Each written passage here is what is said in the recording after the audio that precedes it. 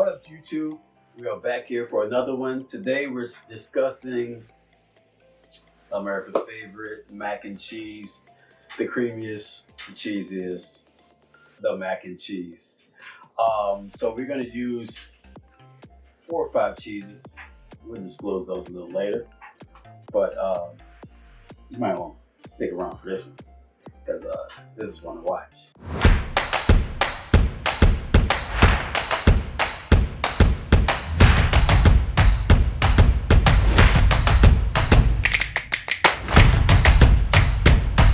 Start with 5 cheeses. Of course, we have an extra sharp cheddar right here. Then we have the sharp cheddar. Then we have Fontina. We have a smoked Gouda. Then we have something to bring out the saltiness of the mac and cheese, which is the Parmesan cheese, of course. So we're gonna start with, traditionally making your blonde roux, adding your milk, and really building the base to make a cheese sauce. So first things first, we're gonna salt the water and get some pasta going. And while that's going, we're gonna start our cheese sauce.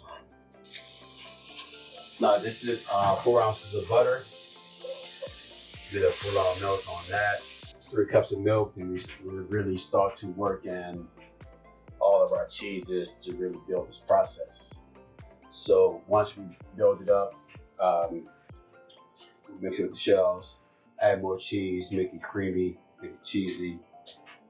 Bake it in the oven for 40 minutes at 400 degrees or until golden brown.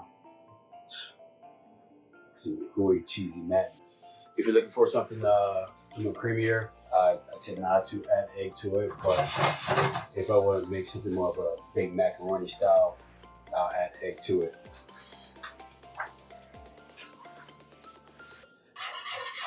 In the kitchen, always find great, so you can see this process as well. So I melted the butter, added the flour to start making my blonde roux while the pasta's cooking.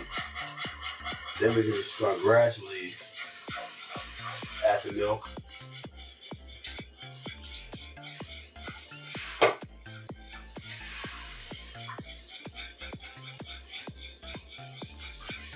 Gradually add the milk, as you can see, starting to thicken up.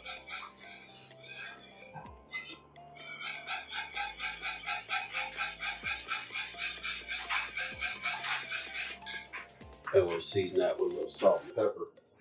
I've always eaten it with elbow macaroni noodles, but I love the shells. The shells really catch it well, and it lends hands for a nice and creamy pasta. Turn this up a little bit. Then I'm just start working in all my cheeses. Now the extra sharp cheddar and the sharp cheddar, for most of the part, I'm going to save for the end. I'm going to add Fontina. Just get this melted.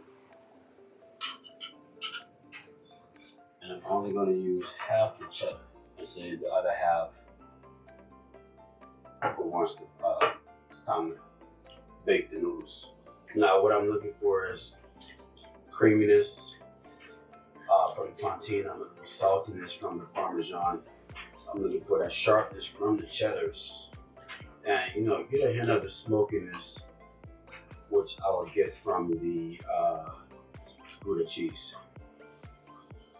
So you can see my sauce is on the thinner side of it, should I say, because when I add the pasta to it, it's gonna really soak up the sauce as well. And even when I add the extra cheese, it's really gonna soak it up. So there's no alarm in saying, okay, is the sauce too thin? Is it thick enough? But as you go through the baking process, you'll find out it's going to really come together for a creamy mac and cheese. I see it starting to look good. Cheeses are melted. Now I have this at high heat while I'm constantly stirring.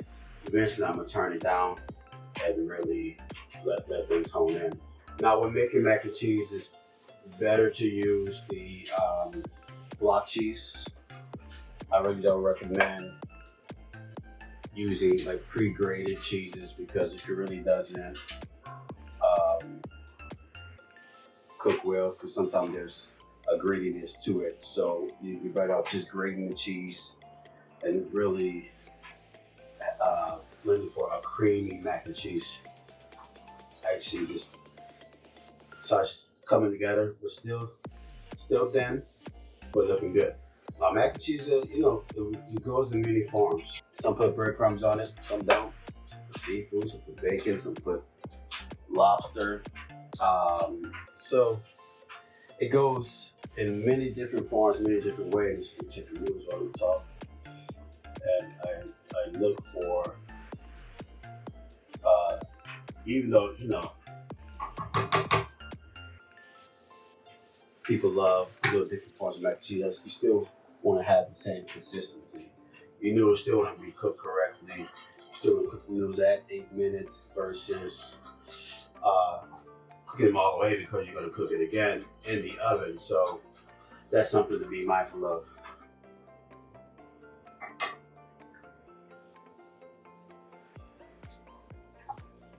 It's going to taste some good. It's going to give it a touch more pepper and just a touch more salt. And that should be right where we want to be. Cheese sauce is pretty much ready to go. We'll set that to the side.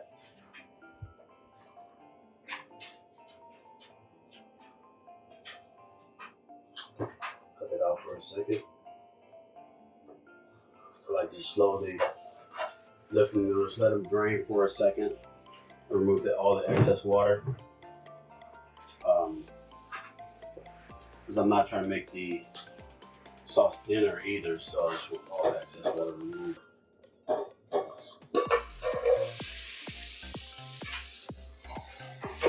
Next, we're going to add the cheese.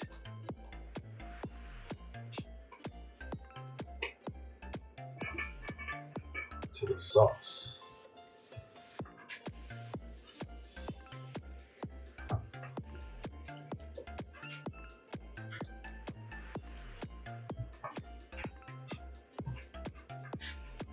I just sprayed my my casserole dish. Normally I butter it, but sometimes you just run out of butter because you use it so much on different things. So I had to settle for a spray. Sometimes you lose. But next we're adding the extra sharp cheddar, and then we're gonna add a little bit more of the all of it. So you can see I added both cheeses. And I'm mixing this in. So do it kind of fast since this is still warm. Normally I'll let it cool down just a touch, but right now it's just a little warm. So you see how it's coming together all the way. Then we're gonna pop this in the oven for 40 minutes.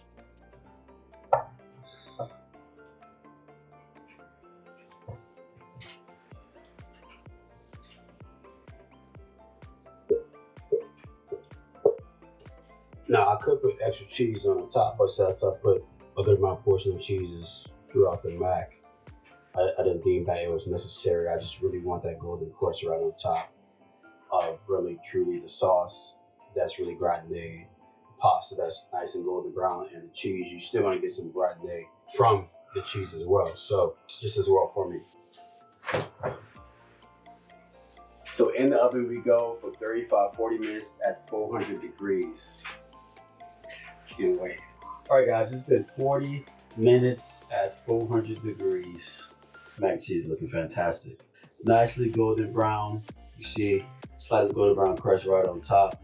The noodles are nicely toasted, just a touch, but still nice, creamy and cheesy and gooey on the inside. You see that the mac is just nice, gooey, creamy, cheesy. That's pretty much what I look for. Obviously, we'll let this cool just a touch before I dive into it. But you can see the goal of what I want, gooey and creamy. All right, guys, like I said again, minimal effort, maximum flavor. Who says mac and cheese can't be this creamy?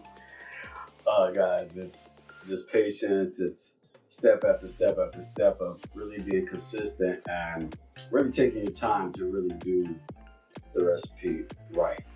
If you like this recipe, please like, share, comment, and subscribe.